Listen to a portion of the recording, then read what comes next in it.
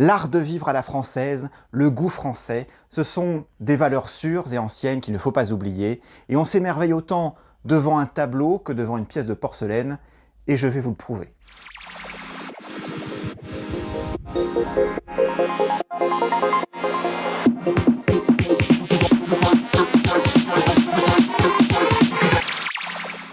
Nous sommes le 30 mai 1760, à Paris, au palais de l'Élysée, qui s'appelle alors l'Hôtel d'Évreux, et que le roi Louis XV avait offert à sa favorite, Madame la Marquise de Pompadour.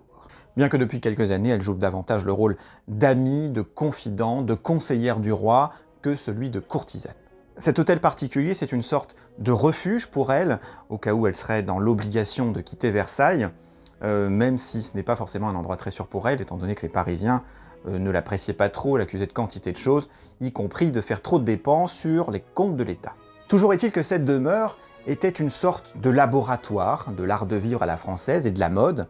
La Pompadour, c'était une femme collectionneuse avertie, qui collectionnait tout un tas d'objets, et notamment la porcelaine, qui était l'une de ses matières favorites. Et dans sa chambre, en cet hôtel d'Évreux, le 30 mai 1760, vient d'être posé sur le rebord de la cheminée un magnifique pot pourri en forme de bateau, haut d'un peu plus de 37 cm et long de presque 35, tout de rose flamboyant, un rose qui portera le même nom que sa propriétaire.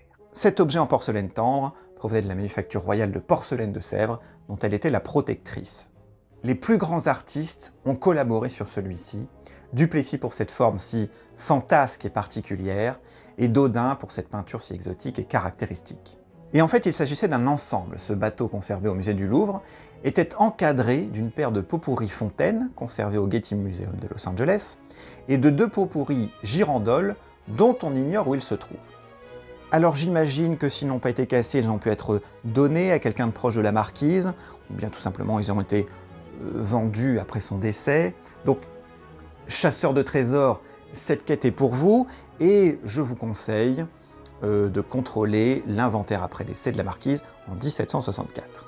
Mais avant de vous mettre en route, commençons par cette pièce que nous conservons. C'est un objet en 3 parties, le piétement sur 4 pieds à volute, la vasque ovale encadrée par des masques à tête de lion d'où sortent des canons, la bordure de cette partie est percée de 14 trous, et le couvercle qui simule le mât du navire, aussi percé avec cet effet qui donne l'impression d'un plumage de paon et qui imite le gréement et les voiles enroulées. Et rien que cette dernière partie, c'est un travail absolument admirable. Rendre cette dentelle de porcelaine comme ça, c'est une maîtrise de la main absolue, et du sommet du mât cannelé tombe ce long drapeau plissé, se terminant en 2 pointes. C'est Jean-Claude Duplessis, le grand concepteur de forme de la manufacture de Sèvres, qui crée celle-ci en 1757 dans le plus pur style rocaille, et c'est encore aujourd'hui l'une des formes les plus célèbres et les plus originales de la manufacture. Duplessis est un Italien qui a fait franciser son nom, et c'est un génie des arts décoratifs, très original, très imaginatif. Il est arrivé en France et son talent l'a vite mené à être logé au Louvre et à travailler pour la manufacture de porcelaine de Vincennes. Il dessine, il renouvelle tout le vocabulaire d'images rocaille en matière de céramique et d'orfèvrerie, et va travailler pour les marchands merciers qui sont les marchands de meubles et d'objets de l'époque, pour les hôtels particuliers, et c'est sûrement grâce à sa réputation qu'on lui demande de concevoir les bronzes pour le bureau à cylindre du roi Louis XV à Versailles, dont les plans et les mécanismes étaient conçus par le grand ébéniste mécanicien Jean-François Euben, qui a été terminé ensuite par un autre grand ébéniste, Jean-Henri Riesner. Donc vous voyez, Duplessis, ce n'est pas n'importe qui. Et pourquoi la forme du vaisseau? Eh bien, cela fait référence à la table des rois, sur lesquels on trouvait des vaisseaux en orfèvrerie, parfois de vrais petits bijoux mécaniques qui avançaient tout seuls, tiraient des coups de canon en sonnant l'heure et en faisant de la musique. Mais les temps changent un peu et à cette date, on utilise cette forme pour en faire un pot pourri. Des pots pourris, on en trouve un certain nombre en porcelaine, c'est assez commun, on en disposait un peu partout dans les intérieurs, tout simplement parce que l'hygiène au XVIIIe siècle c'est assez discutable, et que les odeurs étaient très fortes. Et dans cet exemple, on voit bien les ajours aménagés dans la partie supérieure amovible et dans le corps de la pièce et qui permettent la diffusion des parfums. La forme, c'est une partie de cet objet, le décor c'en est une autre, et celui-ci on le doit à un grand artiste décorateur, Charles-Nicolas Dodin. On trouve plusieurs couleurs avec une dominante, qui est ce fond rose qui recouvre la majeure partie du corps du vase, et qui est laissé vide pour mettre en valeur le reste du décor, Et puis le vert, le bleu et le blanc sont les autres couleurs qui mettent en valeur la forme ou créent les motifs du bateau. L'or également est important, il rehausse toutes les bordures de l'ensemble, sur les pieds, les têtes de lion et les canons, le fanion avec les fleurs de lys sur ce fond blanc. Et bien sûr, il y a cette scène de figures rustiques chinoises sur le devant, et je rappelle que les chinoiseries sont à la mode, on aime l'art oriental, les objets, les scènes de vie, la culture asiatique, et Dodin va se faire spécialiste de ce genre. On sait qu'il en a peint des dizaines de ces scènes, rien que sur des pièces en porcelaine comme celle-ci. Là, cette scène se situe sur une terrasse, on voit deux hommes autour d'un jeu de go, et un troisième homme assis un peu en hauteur qui observe le jeu. C'est une peinture très délicate dans les vêtements, les plantes, l'attitude des personnages, tous ces détails là sur le pantalon, sur la tunique, ce bleu atmosphérique des arbres, du paysage, et ces couleurs très fines et d'une précision absolument remarquable.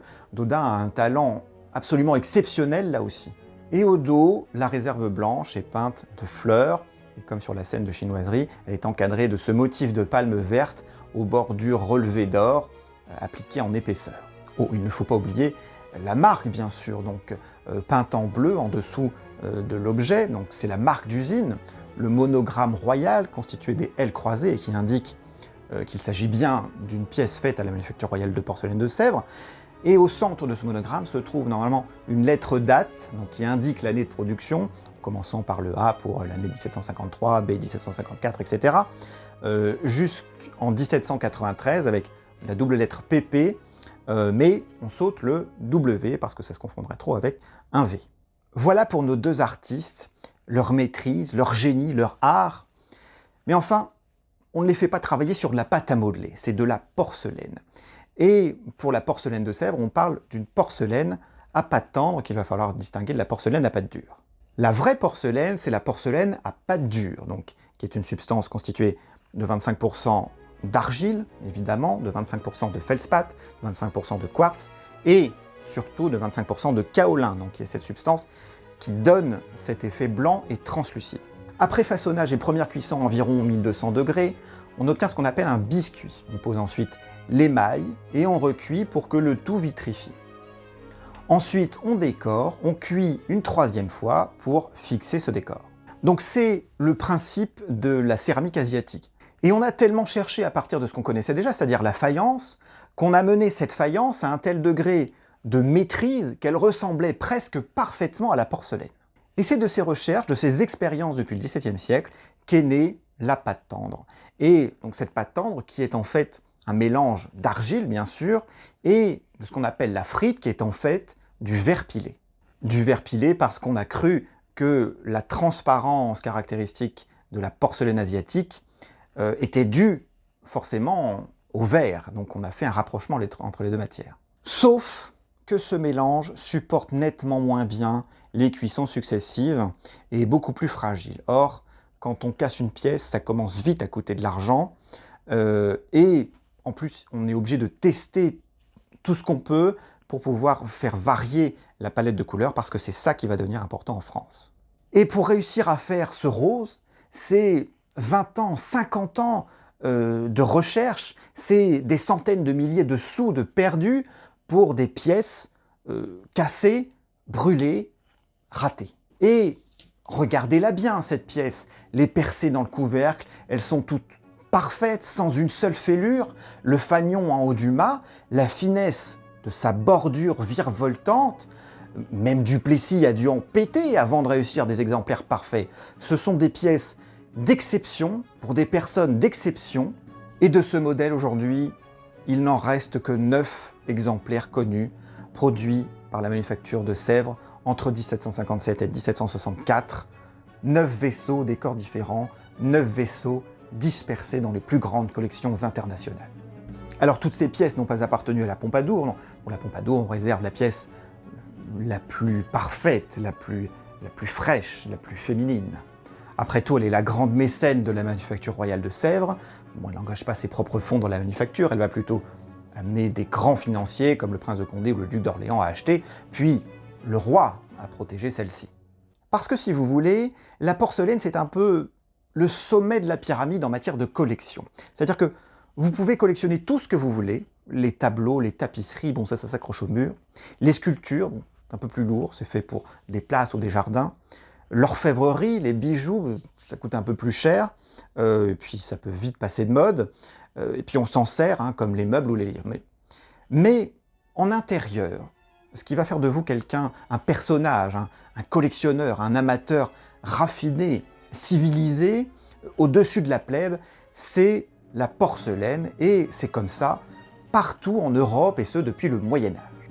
Alors, on remercie les Chinois, puisque c'est leur porcelaine qui nous a fascinés, c'est leur décor, leur style, qu'on a d'ailleurs essayé d'imiter.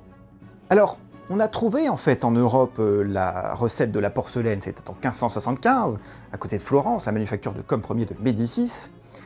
Sauf que, secret trop bien gardé, et quand les artisans qui la connaissaient moururent, eh bien, le secret a été aussitôt oublié, donc ça n'aura même pas duré 15 ans, bravo l'échec. Alors heureusement, nos amis hollandais et anglais nous ramènent de quoi nous satisfaire, directement importés depuis la Chine et le Japon, mais bon, tant que ce n'est pas nous qui produisons la matière, on ne sera pas satisfait. Donc c'est à ce moment-là, donc au XVIIe siècle, qu'on va multiplier ces manufactures, donc comme Rouen, Saint-Cloud, Chantilly plus tard, mais en même temps que l'on cherche à recréer cette matière, eh bien les goûts changent, et très vite ce qui va devenir important, ce n'est plus tant la pureté du blanc, ce n'est plus tant la transparence, mais ça va devenir la couleur.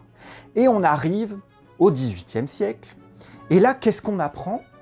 Que les Allemands ont trouvé le secret de la porcelaine.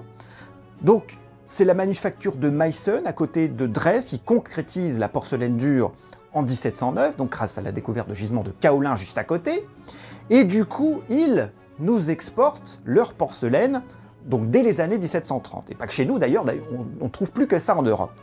Et pendant des années, les Allemands ont été les seuls en Europe à connaître ce secret. Alors, c'est magnifique, il faut le reconnaître. Là aussi, il a dû en avoir des pétés avant de réaliser un exemplaire parfait de ce petit chien tout mignon et aussi vrai que nature. Regardez cette petite langue, c'est fou.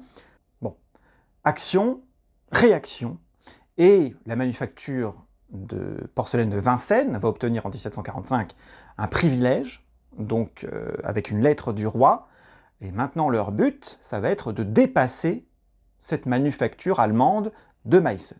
Et puis en 1756, on déménage, donc pour Sèvres, donc ça va devenir la manufacture royale de porcelaine de Sèvres.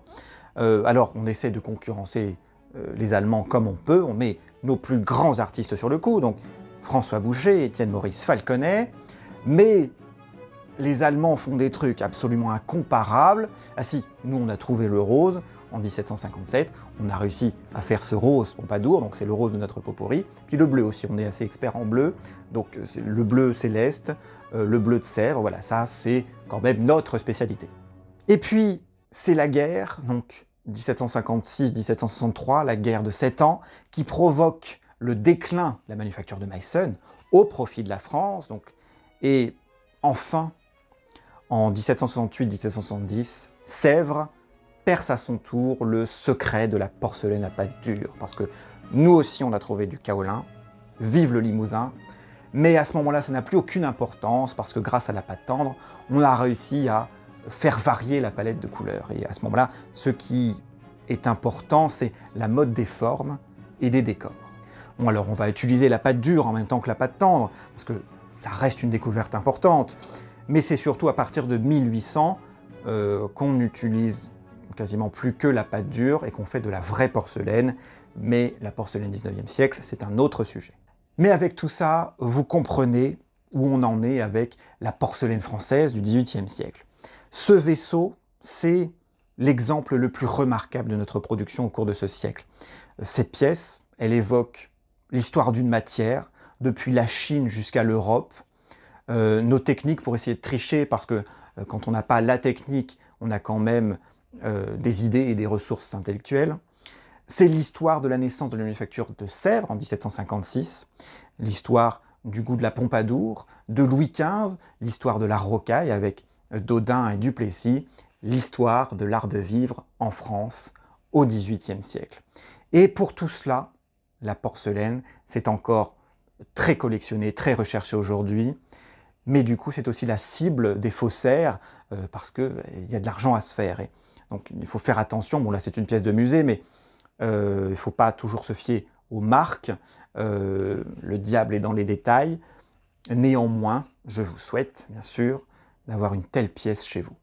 Je vous remercie d'avoir regardé cette vidéo, j'espère qu'elle vous aura plu. N'hésitez pas à la commenter, à la partager, à vous abonner. C'était Nicolas pour vous servir et j'espère vous revoir très bientôt sur Arcotech.